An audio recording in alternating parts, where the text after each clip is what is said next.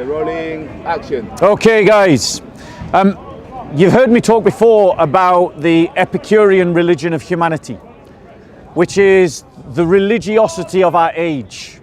We're in a post-Christian society, we're in a post-Christian world. So the question is, what is the religion that people are following today? It's certainly not Christianity. So what is it? It is an Epicurean religion of humanity. A religion of this world, a religion of this life. And don't doubt for 1 second that people are every bit as religious now as they have ever been in the past. It's just that the nature of their religion has changed. The topic of their religion has changed. And this new religiosity erupted into Europe in the 1700s and was particularly expressed in two revolutions, the French Revolution and the American Revolution. And the catchphrases of these two revolutions, the French Revolution was liberté, fraternité and égalité, and the catchphrase of the American Revolution was life, liberty and the pursuit of happiness.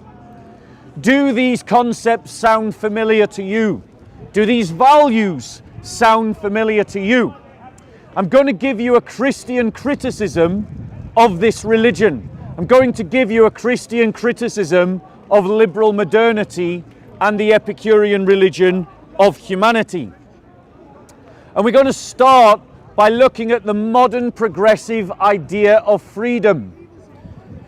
Because both in the French Revolution and in the American Revolution, one of their key values was this idea of freedom. What does freedom look like if you're a liberal progressive? Freedom is the replication of choices. That you should be free to choose whatever and however you live your life, unencumbered by ideology, unencumbered by religion or by theology, unencumbered by an oppressive government. That was the understanding that the American revolutionaries and the French revolutionaries gave to their idea of liberty. Now, my first criticism of that is that it was a total lie from the beginning. Because the reality is that at the birth of the French Revolution and at the birth of the American Revolution, they didn't get rid of an opposing, controlling ideological framework. They simply replaced the controlling ideological framework from your religion and theology to the idea of the nation state. If you were a threat to the French Republic, it was off to the guillotine. If you were a threat to the American state, it was off to the firing squad or to prison. The reality is that at no point was freedom from a controlling ideology or worldview ever achieved at the French Revolution or at the American Revolution. The second point of this is that, particularly in the United States, slavery continued. Slavery continued for all those who were black in the United States. They never achieved their freedom. So at the very beginning of the birth of our modern world was a lie. The lie that this revolution would give you freedom. And we still persist in living in that lie. We still think that we are free. And why do we think that we are free? Why? Because you have a multiplicity of the same choices. You get to choose which house you buy. You get to choose which soap conditioner you buy. You get to choose what clothes you wear. And so an illusion of freedom is given to you. But within the Christian worldview, we do not associate freedom with the idea of choice. Freedom is not connected to choice. True freedom comes with knowledge of the truth. The more truth you know, the more truth you embody, the freer you actually are. This is one of the fundamental contrasts between the liberal progressive world view and the Christian worldview, is that Christians connect freedom to knowledge of the truth. And that knowledge is built in and seen in and embodied by Jesus Christ, who said, I am the way, I am the truth, I am the life. Because the best kind of life, is the one built in relationship to and upon the person of Jesus Christ. Now, ladies and gentlemen, ignore the trolls. The trolls only come because if they speak on their own, no one ever listens to them. So they behave like this because they're slightly disturbed and because no one will listen to them otherwise. Don't feed them your attention. Stay focused on the topic. Now, ladies and gentlemen, the second great thing that the French Revolution promised was the idea of fraternity. Now, what did they mean by fraternity at the French Revolution? They meant the idea of brotherhood. But brotherhood of who? If you look at it within its historical context, the idea of fraternity was a military concept. And I'm going to invite you to step closer, ladies and gentlemen, because I don't want to have to shout to you right at the back because we've got a local troll. So move closer so you can hear what I'm saying. The French Revolution, its idea of fraternity, brotherhood, was amongst revolutionaries, i.e. those that beheld the concepts of the revolution, and particularly its soldiers, were in brotherhood, that they would give freedom to one another because of their brotherhood as soldiers of the revolution. How did that work out? And we see in our modern world the idea that is evolved from that. The idea that we are all citizens of the same nation state, regardless of our religion, regardless of our ethnicity, and regardless of our class. That's not true. That is the idea that was promised by the French Revolution and fraternity. Could one of you guys get me a bottle of water? Now, ladies and gentlemen, as Christians, we can celebrate the idea of equality under the law. Why? Because it is a Christian idea that is over 2,000 years old. You can find the idea of treating people as equals under the law in the Old Testament, where it says that you should not treat the alien different to yourself, the Jews, under the Mosaic law. However, for the Christian, true brotherhood can only reside in the church. We do not believe in, nor can we practice, the idea of brotherhood as citizens. And why not? Because as Christians, we believe that we are people under a covenant, under a contract, if you will, under God. We are united to one another because of our covenant relationship with one another. In other words, as Christians, we have an exclusive brotherhood within the church that is more important than any sense of citizenship.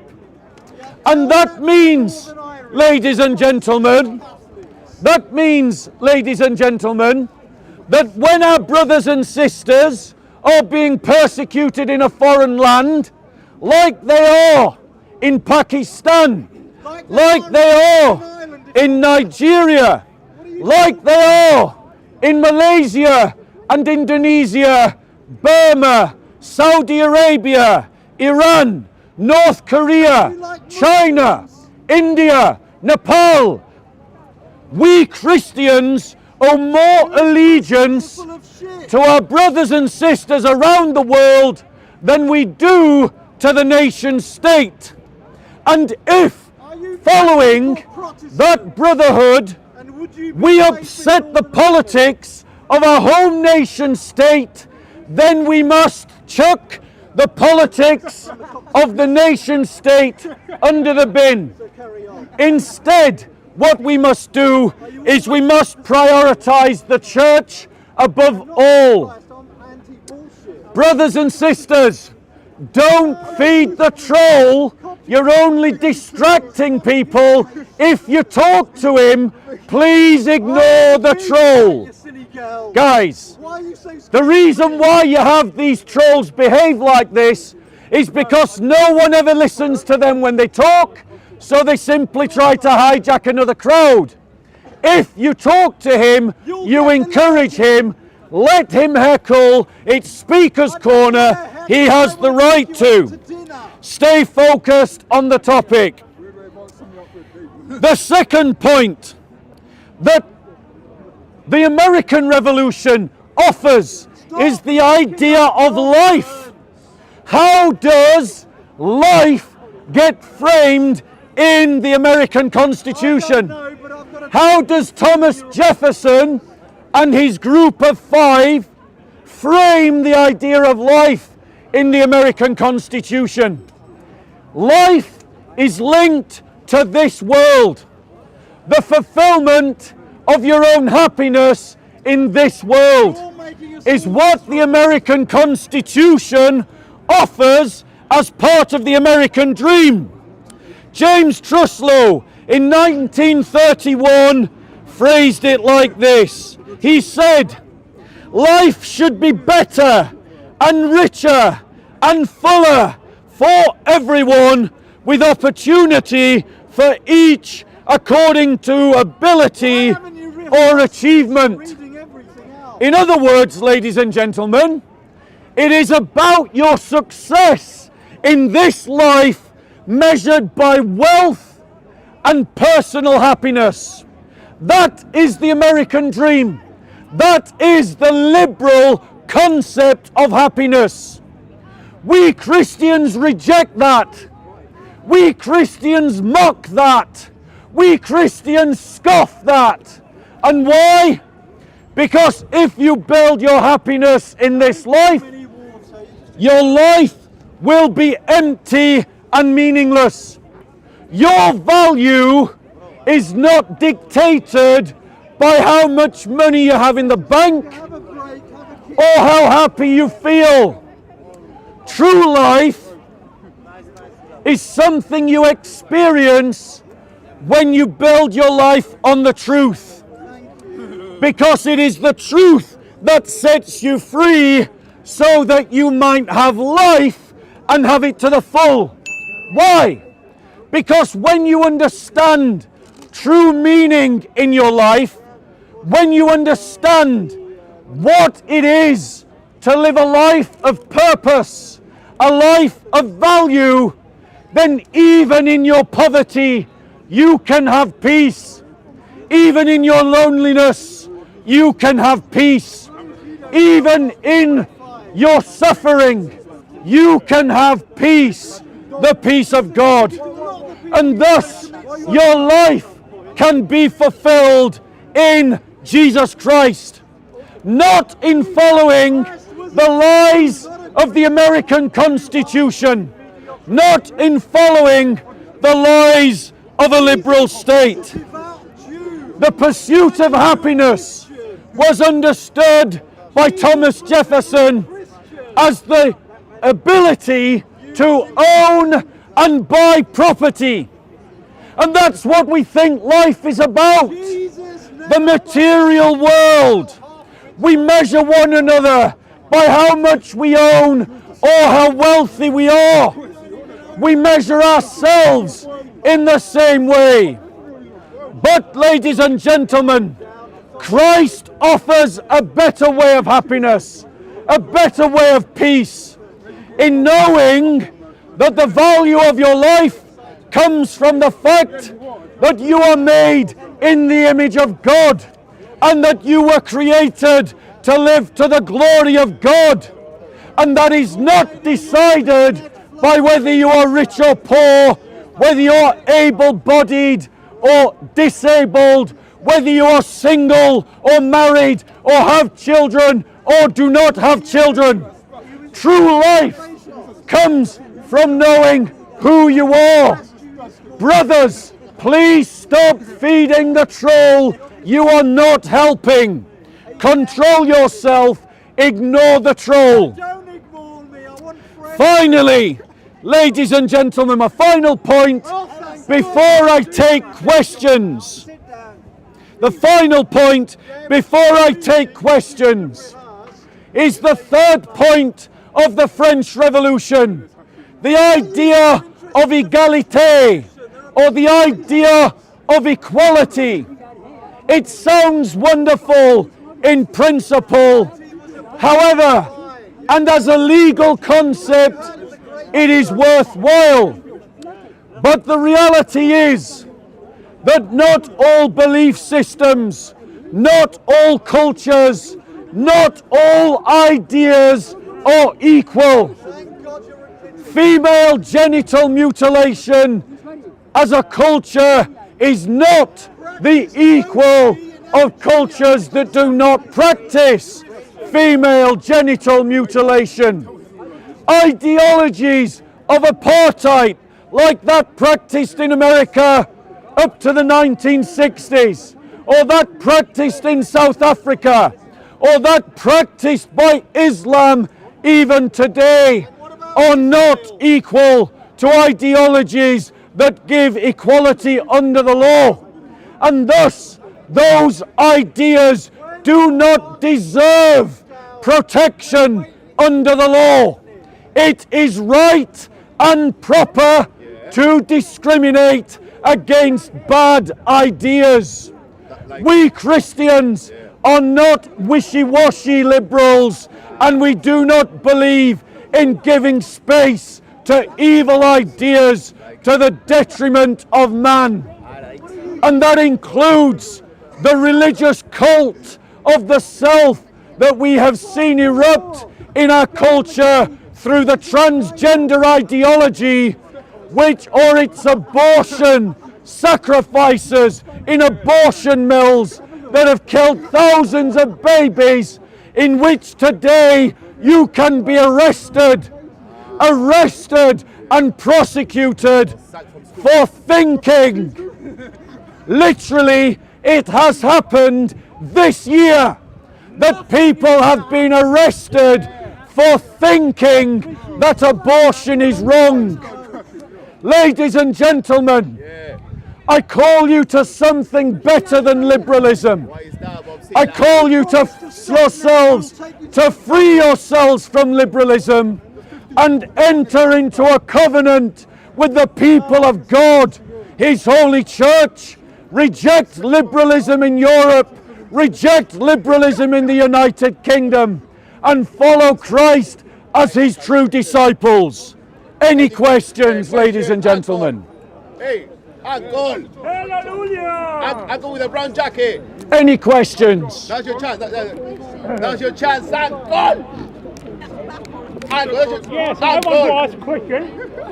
What is copied from Bible On the topic, Uncle. and put into the Quran? Okay, on topic. Any questions on the topic? Any questions? No, you're a good answer question. Any questions? When You don't is need to Jesus ask. Coming? Can I say wonderful job, yeah? God bless When you. is Peace be with you, brother. Jesus Yeah, coming? I know you from a long time ago. Yeah, I'm from When Romania. is but Thanks be Jesus to God. Amazing. coming? God Two of my bless you. biggest heroes are from Romania. Yeah, no, doesn't matter. When You're is doing a great Jesus job. Vlad Tepest is a hero. Any questions, ladies and gentlemen? When is questions? Jesus coming? Uncle, any questions? Shame on you. Any questions? Jono, Yes. Yeah, it would be better to ask a question than engage this guy. Any questions? Or are we moving on to the next topic? Why didn't your parents practice safe sex? Any questions, ladies and Yes. gentlemen, on the topic? What time is your husband Okay. expecting you back home for lunch? So, ladies and gentlemen, if there are no questions, I'm going to move on to my next topic. No, please don't have a rest until what? Next year. Until when? Jono, do you want to help? Do you want to help? You know there's a cost of Do you wanna living help? crisis. We're Yeah. all depressed. Will you help find the Last thing verses? we need is you. What verse is looking for? Oh, We all chip in and give you a tenner. Right. You promise to leave the park. actually, I'll start off and then I'll tell you which verse to find next. Yep. Okay, ladies and gentlemen, They're not listening. this is a separate talk, JC. Cut.